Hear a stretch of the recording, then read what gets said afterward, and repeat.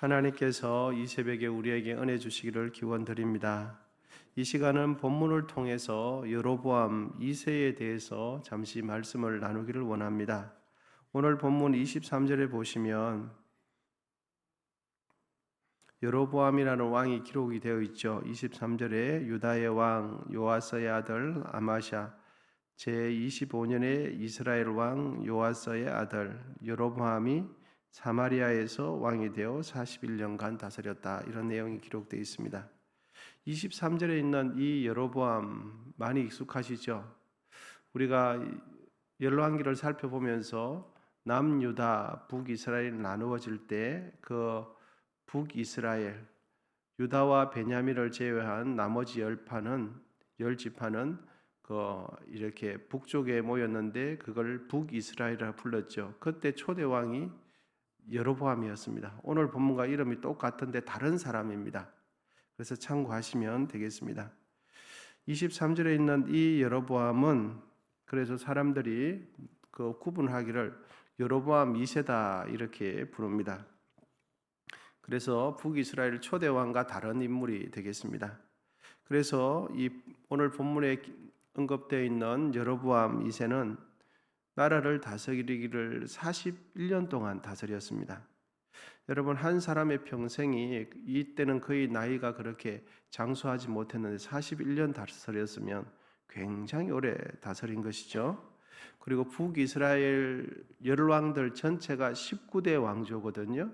19대 왕이었는데 이 19대 왕 중에서 가장 오래 다스렸던 왕이 오늘 본문에 여로보암 2세 왕이에요. 그래서 41년 제일 길게 다스린 거죠. 그리고 여로보암 2세가 북이스라엘 다스릴 때에 통치할 때에 그 인근 지역에서 이 여로보암 2세를 필적할 만한 나라들이 없었어요. 그러니까 그 당시에 북이스라엘이 굉장히 강성했다. 그리고 다른 인근 있는 나라들보다 훨씬 뛰어났다는 것을 우리가 감안하면 되겠습니다. 그리고 이 여로보암 2세 때 역사적으로 광범위한 국제 무역을 통해서 나라를 굉장히 비약적으로 경제적으로 발전시킬 뿐만 아니라 나라를 부강하게 만들었던 왕이 오늘 본문에 있는 이 여로보암 2세 왕이었습니다. 솔로몬 시대 이후 번역을 누리기 힘들 정도로 나라 국토까지 확장한 나라 왕이 오늘 본문에 있는 여로보암 2세 왕입니다. 여러분, 본문 25절인데 같이 한번 읽어보면 좋겠습니다. 25절입니다. 시작. 이스라엘의 하나님 여호와께서 그의 종 가드헤벨 아미떼의 아들 선지자 요나를 통하여 하신 말씀과 같이 여로보암이 이스라엘 영토를 회복하되 하맛 어기에서부터 아라바 바다까지 하였으니. 그러니까 하맛 어기에서부터 아라바 바다까지는 그 북쪽과 남쪽 제일 길게 굉장히 넓은 땅을 이야기하는 겁니다. 여러분, 그런데 우리가 지금 이렇게 북이스라엘 2세 때 41년간 통치하면서 그가 나라에 어떤 영향을 주었는지를 나누었습니다. 그런데 이 당시에 영적인 상태는 어땠는가 하면은 아모스를 통해서 확인해 보면 여로보암 2세 때는 영적으로 굉장히 타락한 왕이었습니다. 여러분, 우리는 이렇게 되면 이제 의문이 들지 않습니까? 어떻게 영적으로 매우 타락했던 시대에 이토록 잘 되는가? 이것과 함께 우리는 번뜩 생각이 드는 게 하나님을 경외하지 않는 사람이 하는 일은 왜 그렇게 잘 되는가? 기도도 열심히 하지 않고 하나님 앞에 기쁘게 살지 않는 것 같은데 저 안 믿는 사람들은 왜 그렇게 잘 되는가? 이런 생각이 언뜻 들 수가 있겠습니다.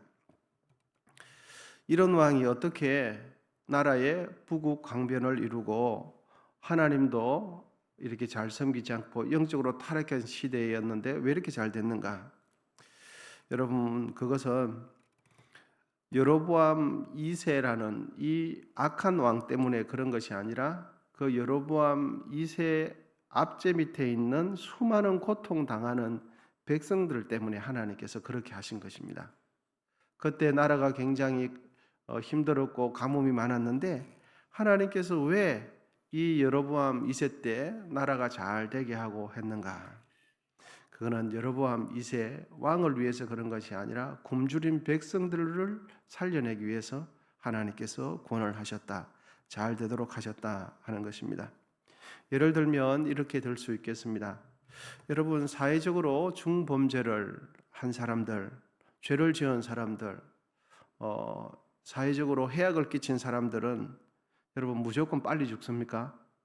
무조건 병듭니까? 무조건 뭐 밥 먹는 것마다 소화 안 되고 무조건 다 그렇습니까? 전혀 그렇지 않죠. 분명히 누가 보더라도 큰 죄악을 저지르고 사회적으로 얼마든지 악한 죄를 지었는데 건강하게 살아있단 말이죠.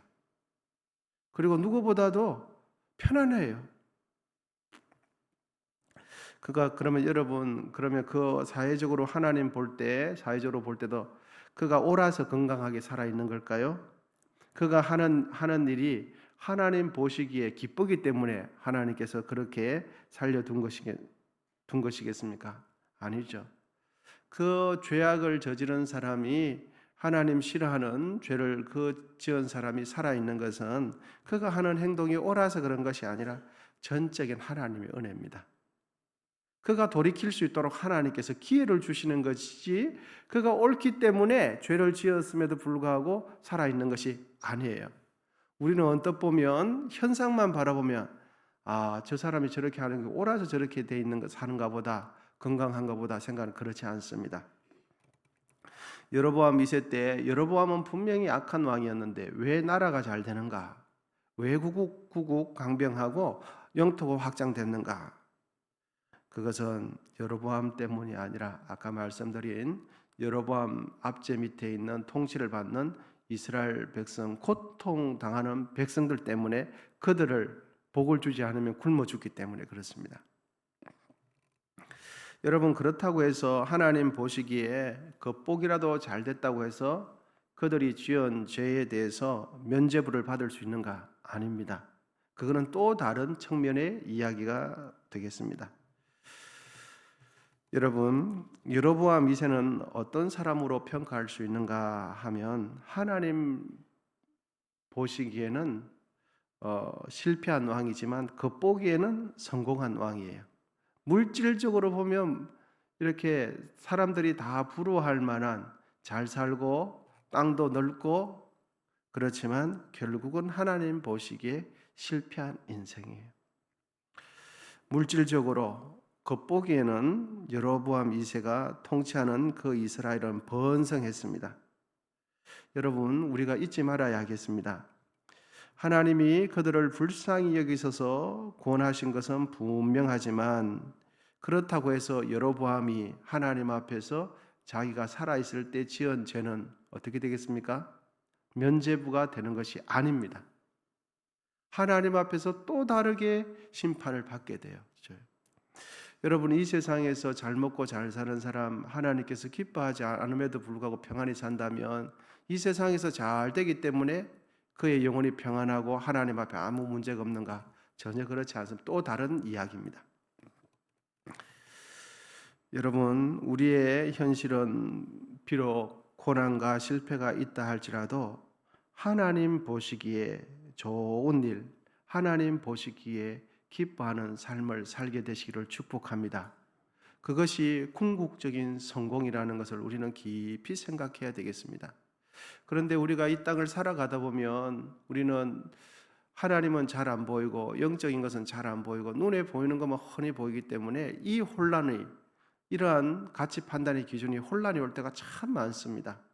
그래서 알면서도 예수 열심히 기도하고 경건하게 살려고 노력하고 겸손하게 살려고 노력하는 나는 잘 안 되고 하나님 안 믿는 사람처럼 그런 보이는 사람들은 잘 되는 거 보니까 저 사람은 하나님께서 복 주는 것고 나는 복 주지 않는 것처럼 느껴질 때가 있거든요. 그래서 가치 판단이 흔들릴 때가 많습니다. 여러분, 그래서 오늘 주시는 말씀은 겉보기로 평가하지 말고 하나님의 안목으로 우리 자신을 평가하고 이 세상을 바라볼 수 있기를 축원드립니다. 여러분, 하나님의 백성들은 어떤 삶을 살아야 하고 삶을 판단하고 평가할 때 그 기준이 무엇이 되어야 하겠습니까? 내가 눈에 보이기에 겉보기에 잘 되면 모든 것이 승리하는 것일까요? 아니면 하나님 관점에서 영적인 눈으로 보아서 진단하고 판단해야 하겠습니까? 우리가 지금 평안하고 감사하다면 그 감사의 이유는 무엇입니까? 오늘 본문에 있는 여로보암 2세처럼 이 세상의 번영 때문입니까? 아니면 실제적으로 하나님과의 관계가 화평하기 때문입니까? 우리가 하나님 앞에서 감사해야 하는 이유는 물질의 번성함, 겉보기에 잘 되는 것일까요? 아니면 하나님과의 충분한 그 사귐 때문일까요? 여러분, 우리 인생은 겉보기에 물질적으로 성공한다고 해서 그것이 우리 인생의 참 가치 판단 기준이 아니라는 것은 깊이 생각해야 할 것 같습니다. 사랑하는 여러분, 우리는 마음 중심이 다른 어떤 것보다도 하나님 때문에 감사하실 수 있기를 축원드립니다. 하나님 때문에 기뻐하실 수 있기를 기원드립니다. 제가 어느 책에서 한번 보았던 것 같습니다. 어느 한 가정이 있었는데 그의 고모부 되시는 분이 암에 걸렸던 것 같습니다. 그래서 계속 치료를 받는데 암이 빨리 안 나아요. 그런데 그 고모와 고모 되시는 분은 믿음이 너무너무 좋은 거예요. 믿음이 너무너무 좋아요. 그런데 암병이 걸렸던 거죠. 그래서 치료를 받아도 효과가 안 나는 거예요.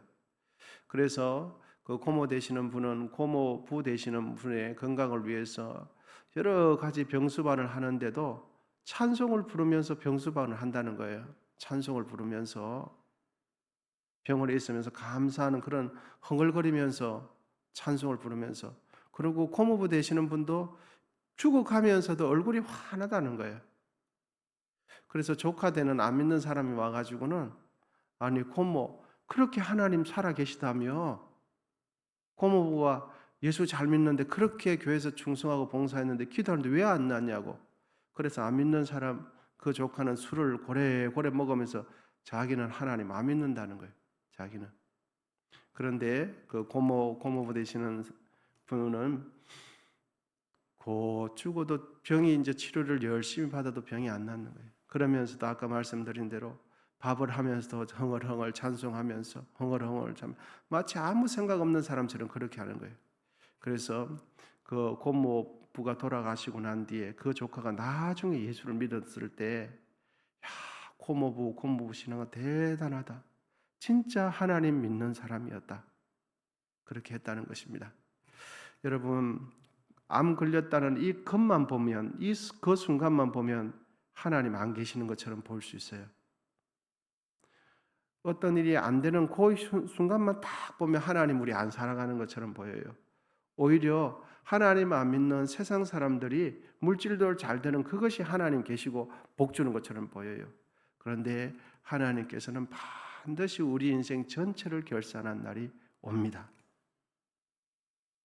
그리고 우리의 영혼, 우리의 생각 속속들이 하나님께서 감찰하시는 그날이 반드시 옵니다.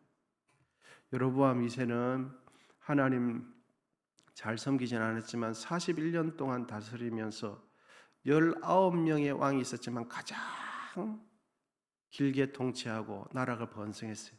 그럼에도 불구하고 영적으로는 우상을 많이 섬겼던 왕이에요. 그래서 겉보기는 너무너무 잘 되는데 속으로는 엄청나게 골마가고 있었던 거예요. 여러분, 진짜 승리, 진정한 승리는 뭐겠습니까? 하나님 보시기에 기뻐하는 삶입니다. 그래서 우리의 시각도 잘 아시지만 우리는 이 세상 속에 살아가기 때문에 영적인 시각이 흐려질 때가 참 많습니다.